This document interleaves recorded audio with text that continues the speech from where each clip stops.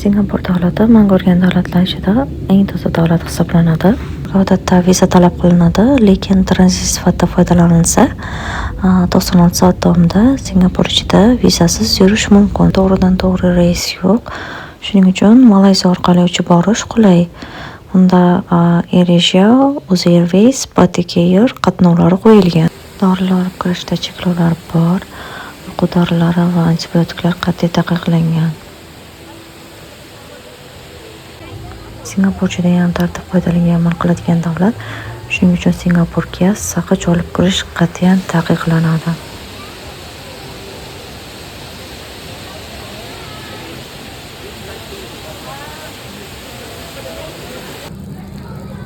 Bir qimmat davlat bo'lganligi uchun odatda ko'pchilik food courtlarda ovqatlanadi va bu yerda stolda narsangizni biror ro'molchingiz yoki sumkangizni qo'yib ketish bu tabiiy hol hisoblanadi.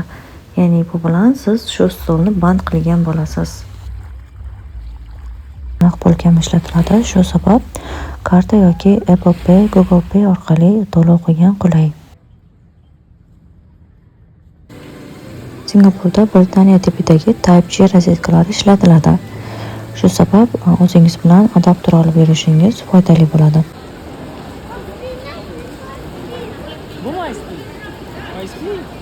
Yil bo'yi issiq va nam havo bo'lgani uchun o'zingiz bilan doim yengil kiyim va soyabon olib yurish kerak.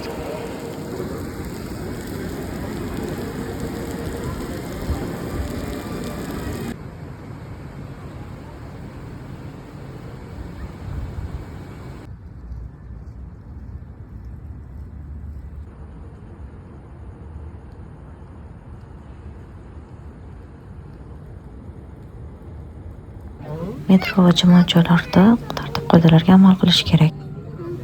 Metroda harakatlanishda bir narsaga e'tibor berish kerak. U yerda metro to'xtaganda metroga kirmoqchi bo'lgan odamlar ikki tomonda turadi. Dastlab ichkaridagi odamlar tushib olgandan keyin chetdagi odamlar kirib ketadi.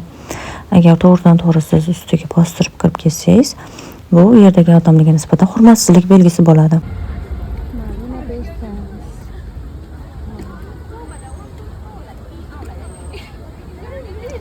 Va metro va avtobuslarda ichimlik ichish, ovqatlanish umuman mumkin emas. Chekish uchun $1000, ovqatlanish uchun $500 jarima to'lashingiz mumkin. Singapurda jinoyatchilik darajasi past, shuning uchun kechasi ham sayohat qilish mumkin va narsalarni tashlab ketsa ham bo'ladi.